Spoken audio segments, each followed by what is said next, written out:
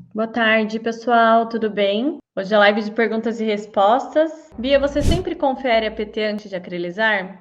Não, tá? Nem sempre, porque assim, tem os pós e os contras, né? Tem os prós e os contras de fazer essa conferência de cor. Como eu uso o silicone certo, né? E o silicone certo, ele é mais rígido do que o Zeta Labor, ele não tem tanta flexibilidade. Então, às vezes, na hora de tirar para fazer a conferência, ele acaba quebrando, né? Então, às vezes quebra na papila e tal, e na hora de colocar de volta em posição, fica a resina, fica o silicone dentro da resina. Então, depende do caso, eu não confiro. Eu confiro assim mais quando é dupla ou quando eu tenho que fazer uma cor muito específica, né? Aí eu faço a conferência. Mas se não, não. O que eu faço sempre é fazer a conferência pelo menos na parte do incolor, né? Do palato incolor, para ver se não deu bolha, para ver se não ficou esbranquiçado. Que daí, isso daí eu consigo corrigir antes de polimerizar. Então, às vezes, tem que tomar esse cuidado, assim. E protocolo eu não confiro nunca, né? O protocolo eu nunca tiro ele para conferir, porque o jeito que eu faço a muralha para preservar toda a ceroplastia, ela fica bem retentiva. Então, se eu tirar, né, para conferir, ela vai rasgar. Com certeza a muralha rasga. Como faz para conferir e não alterar? Para conferir e não alterar, é assim, ó, após 3 horas, no mínimo, tá, de prensagem, você pode abrir a mufla, tirar toda a prótese total, antes de polimerizar. Ela vai estar em fase borrachoide, então você consegue até dobrar ela ali, e você consegue tirar e para conferir a cor, para ver como ficou o resultado da sua caracterização, para ver se ficou algum ponto de ressecamento ou para ver se manchou a resina. E aí, se tiver qualquer correção, você pode desgastar com broca mesmo e acrescentar uma nova resina termopolimerizável, né? E você coloca na mufla de novo, aguarda mais pelo menos uma meia hora, 1 hora, até ela estabilizar, e aí você pode polimerizar.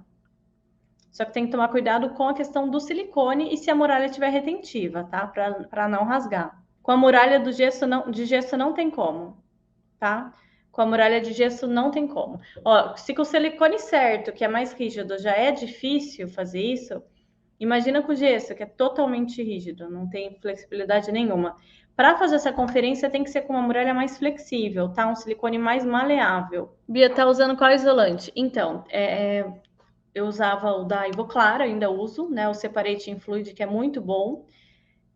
Descobri há pouco tempo o da Cooser, que é o assim fantástico, Pala Islar, esse é o da Cooser, mas ele ainda não está vendendo em dentais, acho que é compra direta com eles.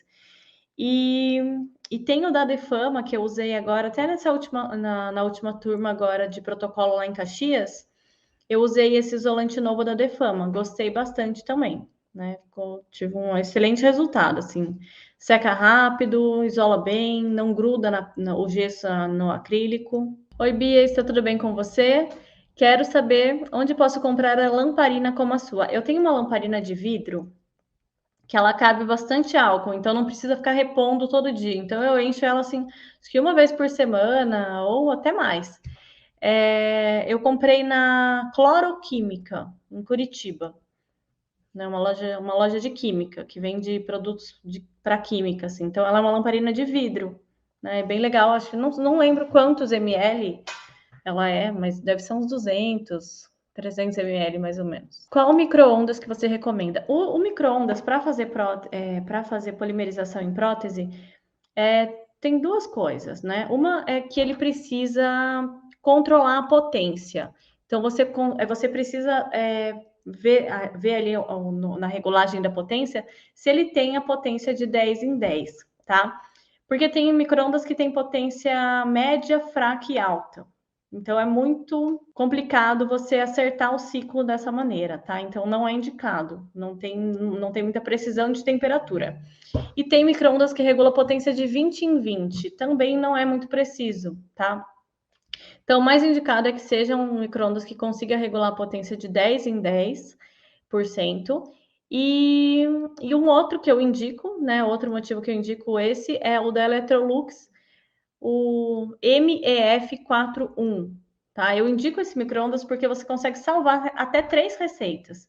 Então, você não precisa ficar colocando o ciclo de 10 em 10 minutos. Então, você coloca todo o ciclo lá, salva a receita e só aperta a receita 1, que ele faz todos os ciclos na sequência. Então, é uma boa vantagem desse micro-ondas MEF41. Geralmente tem na Casas Bahia, né? Bem fácil de encontrar nas Casas Bahia. E um micro-ondas de 1000 watts, não precisa ser nem deve ser um micro-ondas tão forte, com potência tão alta, tá?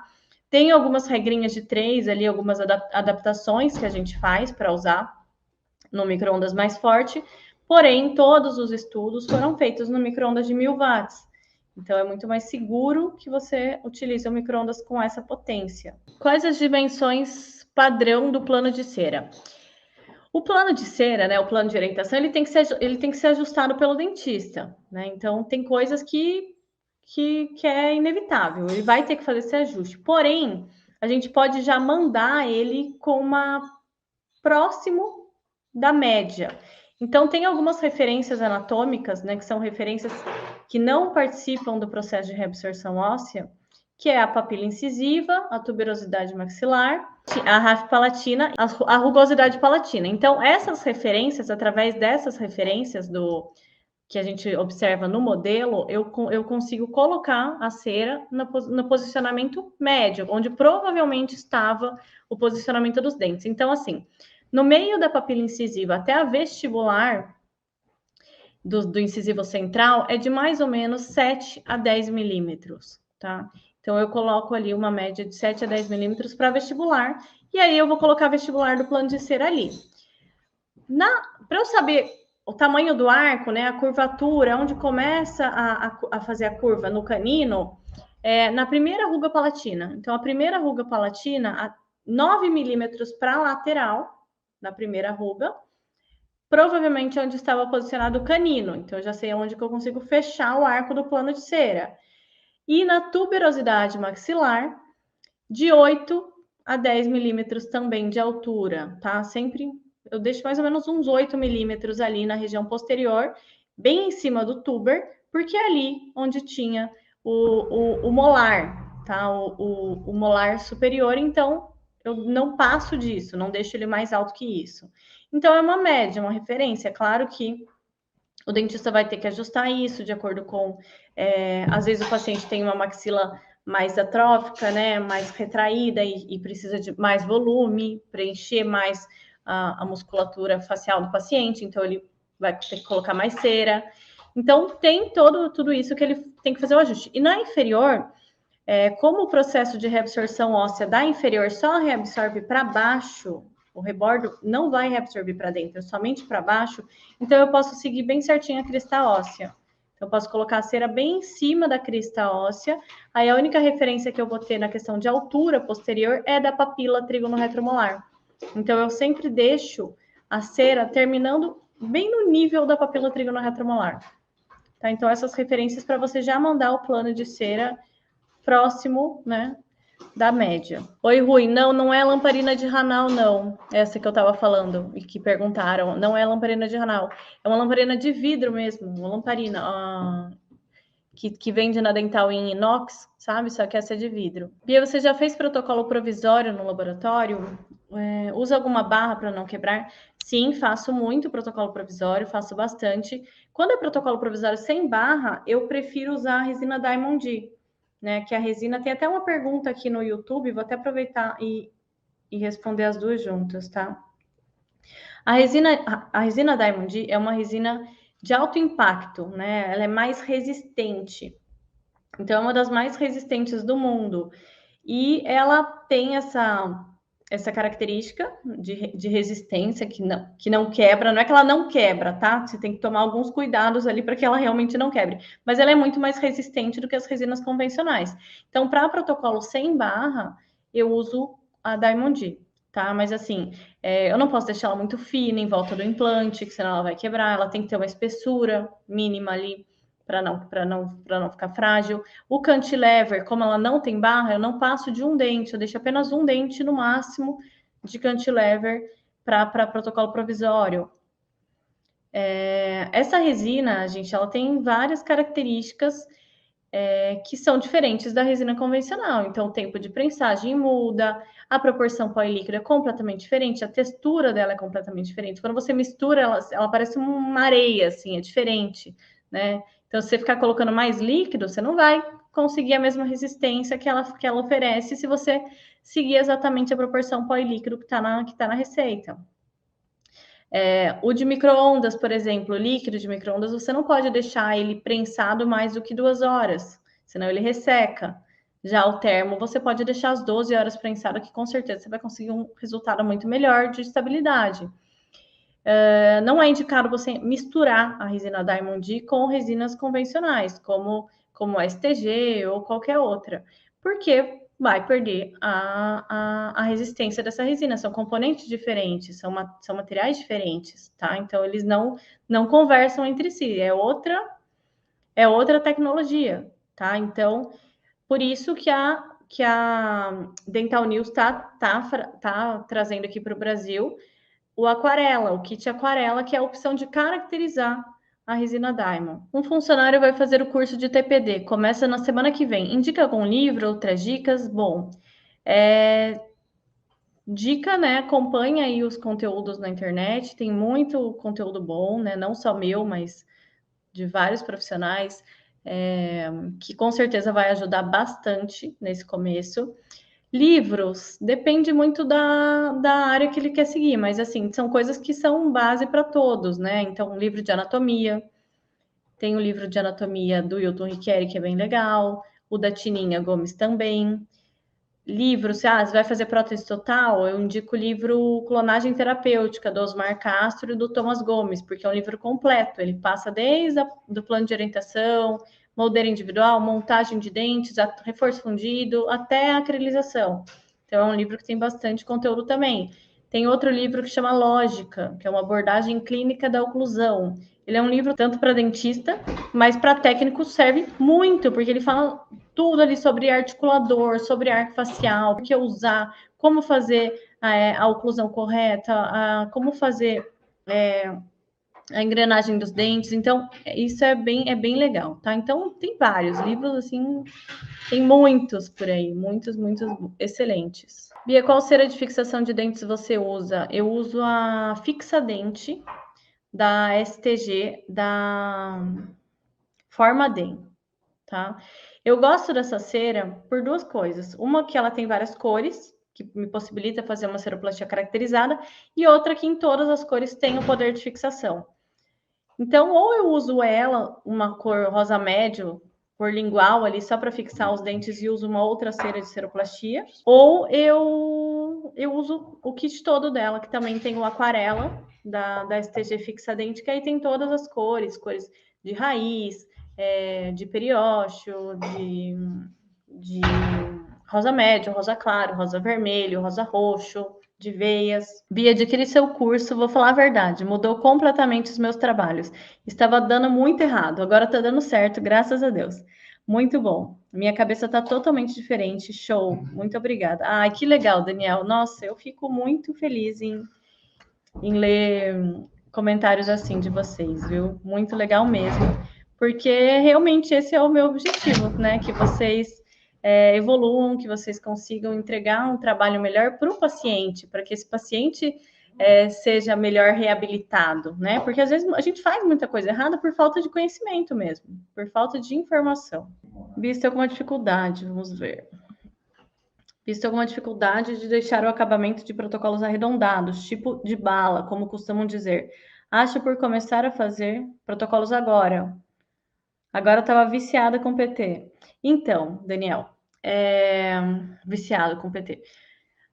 Para você fazer a área basal do protocolo em formato de bala, né, convexo, para que não. Isso é extremamente importante para que o paciente consiga higienizar, para que não tenha acúmulo de alimento, né, para que não fique retentivo embaixo. Então, como que eu faço? Né?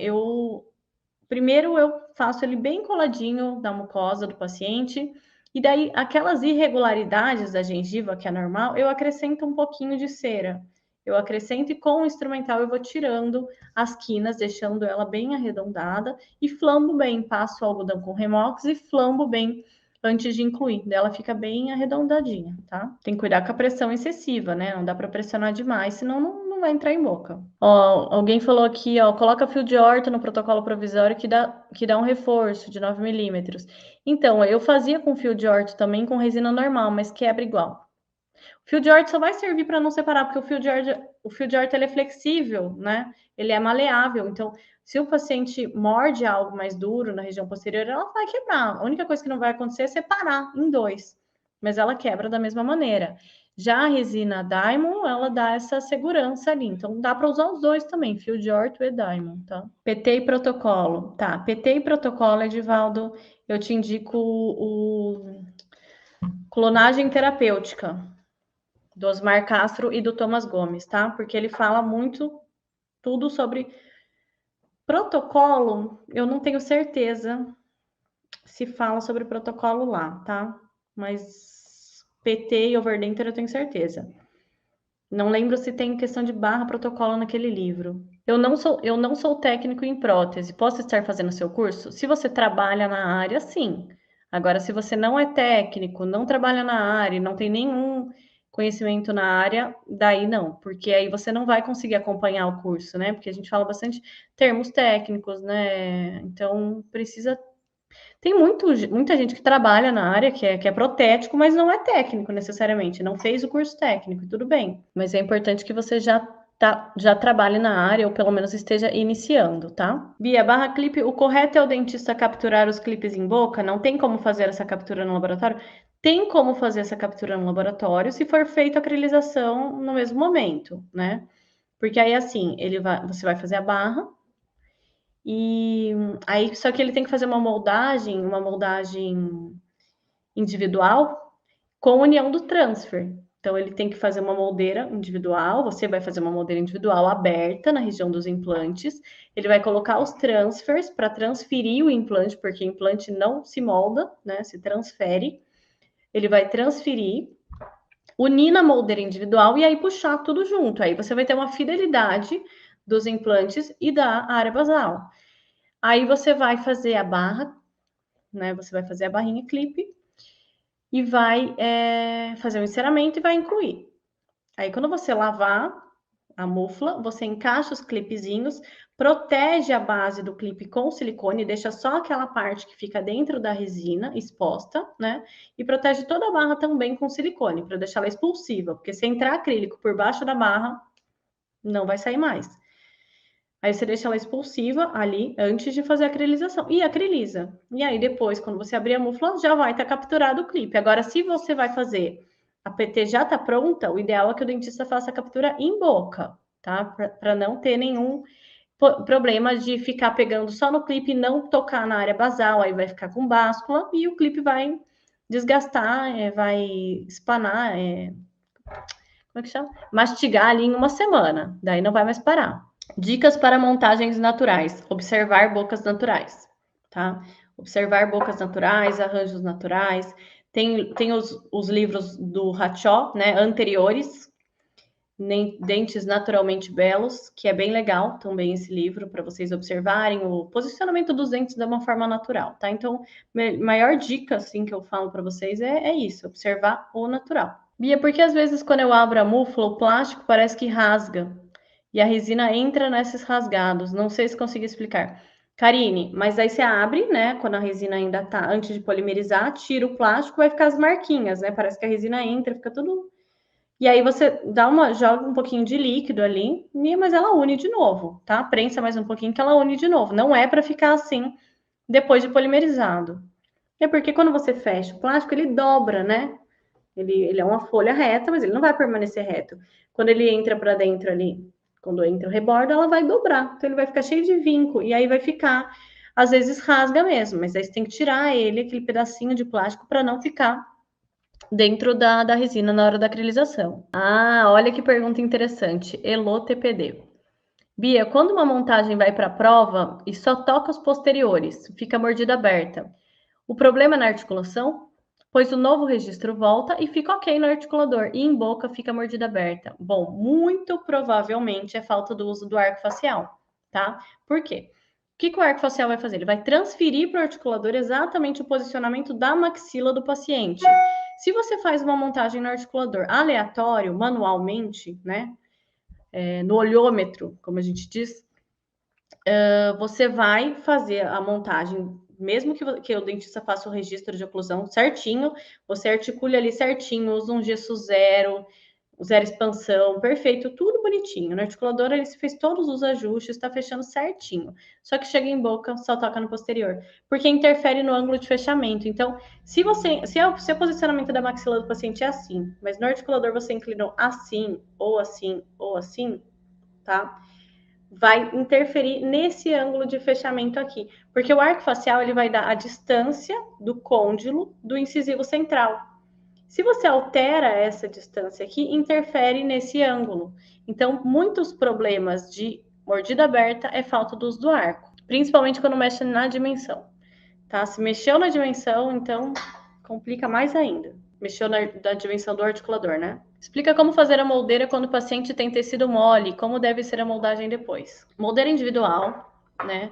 Em todas elas, mesmo se o paciente tem o tecido flácido ou não, ela deve ser feita com alívio na região de papila incisiva, raspa-palatina e rugosidade palatina. Esse alívio em cera, na espessura de uma lâmina, ela deve permanecer dentro da moldeira quando o dentista fizer o selamento periférico, porque esse alívio, essa cera que vai estar dentro da moldeira, ela não vai deixar com que a moldeira, com que o acrílico da moldeira pressione essa região flácida, tá? Então ele faz o selamento periférico com ela em posição, fez o selamento periférico, a moldeira já estabilizou, ela não sobe mais, ela já está travada, né? Aí ele tira a moldeira, tira a cera de dentro, aquele alívio, nessa região anterior, que é a região flácida, e aí ele molda com silicone leve, com silicone de adição, com pasta zincoenólica, com material que ele está acostumado a moldar prótese total. E aí sim você tem um real alívio ali e não vai comprimir essa região que é mais flácida. Outra forma de fazer é você fazer a moldeira individual da mesma maneira, desse jeitinho que eu expliquei, porém você faz ela pontilhada, faz como se fosse uma coisa para destacar, né? Aí o dentista faz a moldagem normal, né? Igual eu acabei de explicar.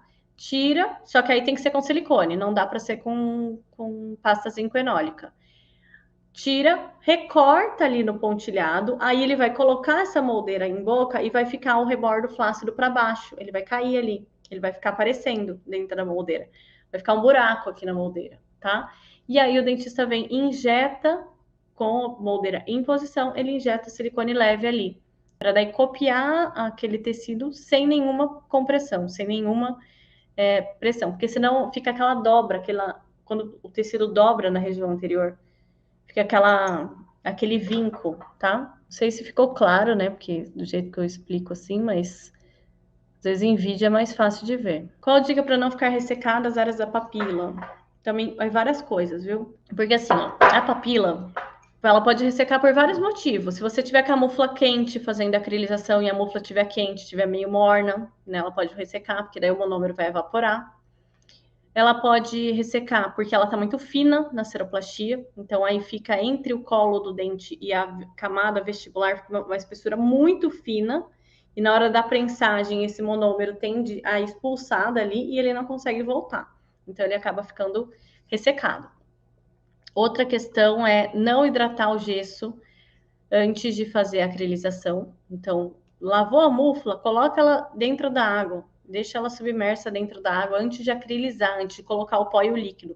Porque se o gesso está seco na hora que você vai acrilizar, ele também vai absorver esse monômero. E aí vai tirar o monômero da acrilização. E aí vai ficar poroso. Outra coisa que você pode fazer é, depois de 12 horas de prensagem, abrir a mufla, né, e jogar um pouco de monômero ali para hidratar. Não precisa tirar a peça inteira de dentro da mufla, mas hidrata um pouquinho ali com o monômero para que ele preencha toda essa parte, tá? Bia, qual material o dentista faz selamento periférico? Ele pode fazer com Godiva, ele pode fazer com silicone de adição, tem um da Kuser que é o Monophase, aí tem esse Monophase tem o roxinho, que é mais rígido, e tem o verdinho, que é mais fluido. Aí ele faz com roxo, que é esse mais denso. Eu não lembro exatamente o nome dele, mas ele é aquele de adição, de pistola. Ou ele faz com silicone de adição, de condensação, o pesado. Como faz quando o colo do dente ultrapassa a área de higienização? Olha, Ed, é complicado, viu? Porque, assim, geralmente esses casos, né, é falta ali de um planejamento reverso. Porque quando é feito o planejamento reverso, na maioria das vezes o dentista já vê que o colo está passando do rebordo do paciente, que ele está acima do nível do rebordo e que o paciente não vai conseguir higienizar. Então, vendo isso, no momento da cirurgia, ele vai fazer uma planificação desse osso. Ele vai subir o osso, né, para que o colo fique abaixo dele, falando de uma superior, tá? Se ele não faz isso, né? Se o rebordo do paciente tá aqui, o colo tá passando aqui para cima, praticamente impossível a gente conseguir fazer a base certinha convexa, porque ela vai ficar de uma flange, né? Então, dependendo do caso, eu corto o colo do dente, desgasto, baixo um pouco o dente para tentar minimizar esse degrau. E faço ela uma rampa. Quando eu não consigo fazer ela em bala, né? Como se fosse um formatinho de bala, eu deixo pelo menos uma rampa. Então, o rebordo do paciente está aqui, o colo do dente está aqui, fica tipo uma rampinha assim, para que não tenha o acúmulo do alimento, tá? Ele consiga higienizar, não fique travando, não pare alimento aqui, ó. Ela fica pelo menos assim, tá? E aí, nesses casos, às vezes é necessário uma pressão maior, uma compressão maior desse tecido, né, para trabalhar esse tecido para ele ficar bem justinho, para que não haja entrada de alimento. Bia, o dentista me mandou um protocolo que ficou faltando resina por dentro.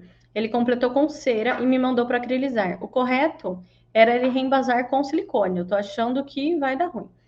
Bom, se ele fez uma cera com a cera certinho, né, e a cera não tá toda soltando, dá para você fazer sim, tá? Aí é só você incluir no modelo e fazer a acrilização da parte de baixo. Agora, se ele moldar com silicone, aí você vai gerar um novo modelo, criar um novo modelo, tá? Das duas formas, você vai ter que fazer um novo modelo. Então é isso, respondi todas as dúvidas de vocês. Beijo grande, fiquem com Deus e até mais.